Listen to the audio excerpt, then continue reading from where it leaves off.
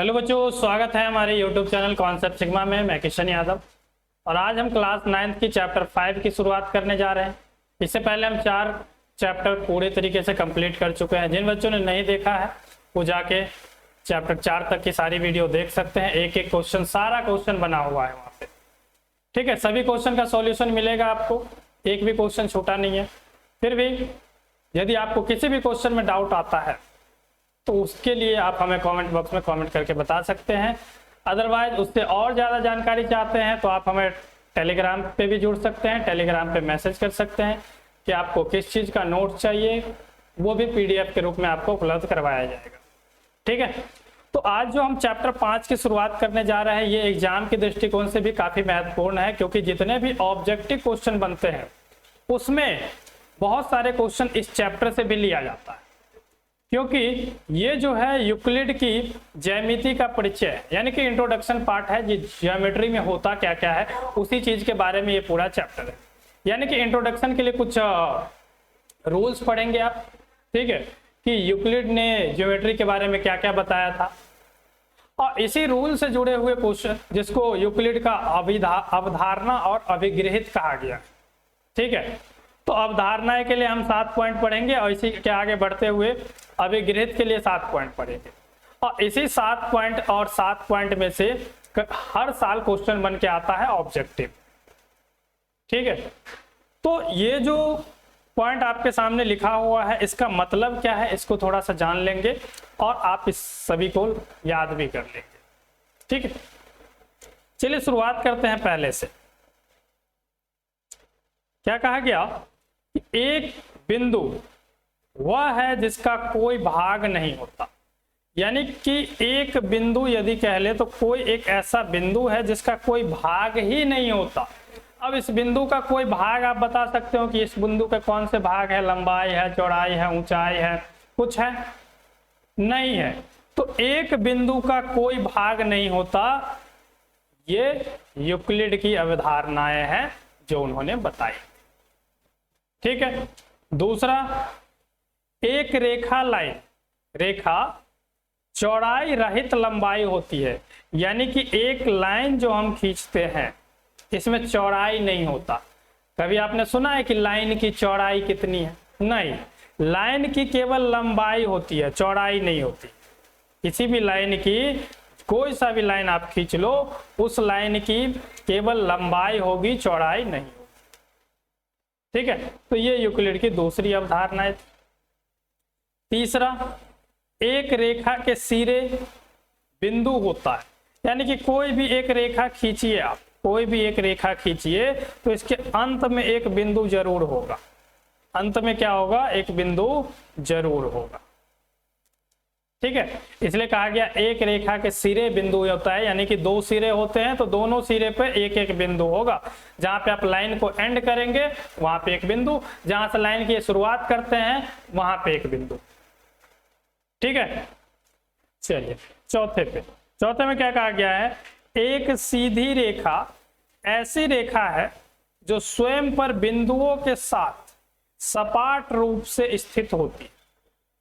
एक सीधी रेखा, यानी कि ये सीधी रेखा बना लिया मैंने। अब यदि इस सीधी रेखा को आप तोड़ोगे, यदि सीधी रेखा को आप तोड़ोगे तो ये छोटे छोटे बिंदुओं में टूटेंगे, क्योंकि इसकी चौड़ाई तो है नहीं। जितना आपकी पेन की नोक की मोटाई होगी उतना ही है, तो इसको चौड़ाई नहीं माना गया। तो यदि इसको तोड़ा जाए तो ऐसे डॉट डॉट डॉट डॉट में टूटेगा, बिंदु बिंदु में टूटेगा। इसलिए कहा गया एक सीधी रेखा ऐसी रेखा है जो स्वयं पर बिंदुओं के साथ सपाट रूप में स्थित होती है। ठीक है, यानी कि ये बिंदु बिंदु मिला के ही एक रेखा बनी। क्लियर है? चलिए पांचवा क्या कहता है? एक पृष्ठ यानी कि सरफेस वह है जिसकी केवल लंबाई और चौड़ाई होती है। कोई सा भी सरफेस ले लो, टेबल का, मेज का, आपके फोन के स्क्रीन का, उसका क्या होगा? एक तो लंबाई होगा और दूसरी चौड़ाई होगा। जैसे आप फोन में ही क्या देख रहे हो कि आपकी जो एक फोन की एक तरफ चौड़ाई है और दूसरी तरफ लंबाई। कोई सा भी सरफेस ले लो, मेज ले लो, कुर्सी ले लो, ब्लैक बोर्ड ले लो, व्हाइट बोर्ड ले लो, इन सब में क्या होगा कि एक लंबाई होगी तो दूसरी चौड़ाई होगी। कोई सा भी सरफेस, चाहे आप अपने कमरे की जो फर्श है उसकी लंबाई और चौड़ाई देखिए, तो किसी भी सरफेस की केवल लंबाई और चौड़ाई होती है। ठीक है, आगे बढ़ते हैं छठे पे। छठा क्या कहता है, पृष्ठ के किनारे रेखाएं होती है। पृष्ठ, अब जो भी पृष्ठ है, यानी कि ये एक पृष्ठ है तो इसके किनारे क्या होगा, रेखा होगी। ये रेखाएं है ना, लाइन है ना, यही लाइन होगी। ऐसे ही आपके मेज के किनारे भी एक लाइन हो, हालांकि लाइन आपको ऐसे दिखेगा नहीं, लेकिन जो किनारा है वही तो एक लाइन है। ठीक है, यदि उसकी आकृति बनाओगे तो कैसे बनेगा, ऐसे ही लाइन खींच के। तो मेज का, ब्लैक बोर्ड का, आपके फोन के स्क्रीन का जो भी किनारे हैं वो रेखाएं होती है। क्लियर है। सातवां, एक समतल पृष्ठ, जिसे प्लेन सरफेस कहते हैं। एक समतल पृष्ठ ऐसा पृष्ठ है जो स्वयं पर सीधे रेखाओं के साथ सपाट रूप से स्थित होती है। समतल पृष्ठ, समतल पृष्ठ बिल्कुल प्लेन होगा, प्लेन सरफेस जो बिल्कुल सीधी रेखा के साथ सपाट रूप में स्थित होती है। ठीक है, तो ये सातों यूक्लिड की अवधारणाएं हैं, इसको आप याद रखेंगे, इसी से जुड़ी एग्जाम में ऑब्जेक्टिव क्वेश्चन बनता है। आगे इसके लिए कुछ अभिगृहित भी है। इसमें क्या क्या बताया उसने, ये देखिए। पहला, वे वस्तुएं जो एक ही वस्तु के बराबर हो, एक दूसरे के बराबर होती है। कोई सा भी एक वस्तु जो दूसरे के एक के बराबर हो, यानी कि मान लो कि हमने एक त्रिभुज ले लिया और ये इस त्रिभुज के बराबर है। बराबर है दोनों, दोनों बराबर है, तो ये वस्तु आपस में भी बराबर है ना, यानी कि एक वस्तु केवल एक ही के बराबर है तो ये भी इसके बराबर होगा। ये केवल इसी के बराबर है तो ये भी इसके बराबर होगा। यही कहा गया, यदि ये केवल एक ही वस्तु के बराबर है और किसी के बराबर नहीं है, और किसी के बराबर नहीं है, तो ये दोनों आपस में बराबर होंगे। सिंपल सी बात है। दूसरा, यदि बराबरों को बराबरों में जोड़ा जाए तो पूर्ण भी बराबर आता है। कहने का मतलब ये है कि कोई भी दो बराबर चीजें ले लो या दो बराबर नंबर ले लो और उसमें बराबर चीजें जोड़ी जाए तो जोड़ने के बाद जो रिजल्ट आएगा वो भी सेम आएगा। यानी कि मान लो मैंने 7 और 7 बराबर ले लिए, इस दोनों में हमने फिर से बराबर जोड़ा। बराबर क्या, 2 और 2 दोनों में जोड़ दिया। पहले बराबर लिया 7 और 7, फिर से बराबर जोड़ा, यानी कि 2 और इधर भी 2 जोड़ा, तो जो रिजल्ट मिलेगा वो क्या मिलेगा, 9 और 9। क्या दोनों तरफ बराबर है?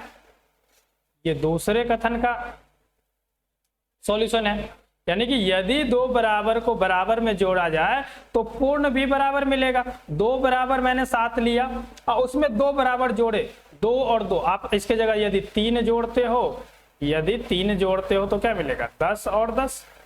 यानी कि दोनों तरफ बराबर में बराबर जोड़ोगे तो आंसर भी बराबर ही आएगा। ठीक है। तीसरा, यदि बराबरों को बराबर से घटाया जाए तो शेषफल भी बराबर आएगा। बराबर को बराबर से यदि घटा लिया जाए तो शेषफल भी बराबर आएगा। कहने का मतलब यह है कि हमने 2 नंबर बराबर में ले लिए, 8 और 8। बराबर नंबर ही घटाना है, यानी कि हमें दोनों तरफ से 5 घटा लिया। दोनों तरफ से क्या घटा लिया, 5। रखा भी बराबर और घटाया भी बराबर, तो आंसर क्या आएगा, इधर भी 3 इधर भी 3। तो क्या दोनों आंसर सेम आ रहा है? यानी कि जोड़ने पे आपने देखा कि दोनों बराबर आ रहा है, तो घटाने पे भी तो बराबर ही आ रहा है। ठीक है। ये अवधारणाएं अभिगृहित जो है वो तीसरी अभिगृहित। चौथा,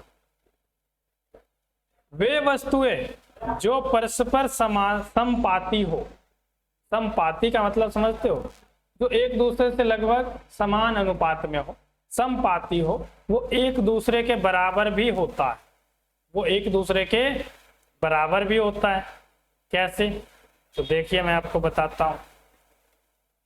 यदि मैं कहूं कि एक कोई अनुपात है 2:2 में, और इस अनुपात के बराबर यदि ये जितना बढ़ेगा उतना ये भी बढ़ेगा। यदि मैं इसमें बेटा 2 से गुणा कर दूं और इधर भी 2 से गुणा कर दूं तो 4 ये भी हो जाएगा, 4 ये भी हो जाएगा। यानी कि किसी भी संपाती जो होगा वो एक दूसरे के हमेशा बराबर होगा, यानी कि बराबर रेशियो के साथ हमेशा बढ़ेगा। ठीक है, आगे 5वां, पूर्ण अपने भाग से बड़ा होता है। पूर्ण यानी कि कोई भी नंबर ले लो, जैसे मैंने एक नंबर ले लिया 9। अब 9 के कितने टुकड़े में बांटे जा सकता है? 9 टुकड़ा कर सकते हो आप, 9 नंबर है, यानी कि इसको आप कैसे बांट सकते हो? 1/9 में बांट सकते हो, 2/9 में बांट सकते हो, 3/9 में बांट सकते हो, 4/9 में बांट सकते हो, 5/9 में बांट सकते हो, 6/9 में बांट सकते हो, 7/9 में बांट सकते हो, और 8/9 में बांट सकते हो, 9/9 में बांट सकते हो। यानी कि 9/9 से ज्यादा नहीं कर सकते आप, क्योंकि ये टोटल हिस्सा ही 9 है ना, और 9 से 9 को भाग करते हो तो आता है 1। लेकिन जब 1 को 9 से भाग करोगे तो 0 पॉइंट कुछ आ जाएगा, यानी कि जो आंसर आएगा वो हमेशा इससे छोटा आएगा, 1 से छोटा आएगा। यदि 2 को भी आप 9 से भाग करते हो तो 1 से हमेशा छोटा आएगा, 0 पॉइंट कुछ आएगा समथिंग। यदि 3 को भी 9 से भाग करते हो तो भी 1 से छोटा आएगा। तो कहने का मतलब यही है कि अपने पूर्ण अपने भाग से बड़ा होता है, पूर्ण अपने सभी भागों से बड़ा है। तो ये नंबर पूर्ण है, ठीक है, ये नंबर पूर्ण है। यदि इसके कितने भी टुकड़े किया जाए तो वो हमेशा इस 9 से छोटा होगा, ठीक है, पूर्ण भाग हमेशा बड़ा होता है। यही अभिग्रहित 5 कहता है कि पूर्ण जो है वो अपने भाग से हमेशा बड़ा होता है। आगे 6ठा, एक ही वस्तु के 2 गुने परस्पर बराबर होते हैं। एक ही वस्तु का 2 गुना कर दो, वो हमेशा एक दूसरे के बराबर होंगे। यानी कि एक वस्तु हमने ले लिया, एक वस्तु ले लिया, कोई सा भी नंबर ले लिया 1, इसको हमने 2 से गुना कर दिया तो क्या आएगा? आंसर 2 आएगा। आंसर क्या आएगा? 2 आएगा। अब 1 का गुना 2 और 2 एकम 2, यानी कि दोनों हिस्सा बराबर ही आएगा, ठीक है। एक ही वस्तु के 2 गुने परस्पर आपस में बराबर ही होते हैं। 7वां, एक ही वस्तु के आधे परस्पर बराबर होते हैं। एक ही वस्तु का आधा कर लो, यानी कि हमने ले लिया कोई 5 और इधर भी ले लिया 5, एक ही वस्तु है, इसका आधा करेंगे, 2 से भाग करेंगे तो इधर भी 2 से भाग करेंगे, आधा होगा तो क्या मिलेगा? 2.5, तो इधर भी तो उतना ही मिलेगा 2.5। यानी कि एक ही वस्तु के आधा परस्पर आपस में बराबर होते हैं। क्लियर है? तो ये यूक्लिड की 7 अभिग्रहित थी। इससे पहले हमने 7 अवधारणाएं पढ़ी, और ये 7 और 7 अवधारणाएं मिलके ही इस चैप्टर के बहुत सारे MCQ वाले प्रश्न बनाते हैं, ठीक है। तो उम्मीद है आप ये सारे याद कर लेंगे। वीडियो समझ में आई होगी तो लाइक कीजिए, शेयर कीजिए और चैनल को सब्सक्राइब कीजिए। धन्यवाद।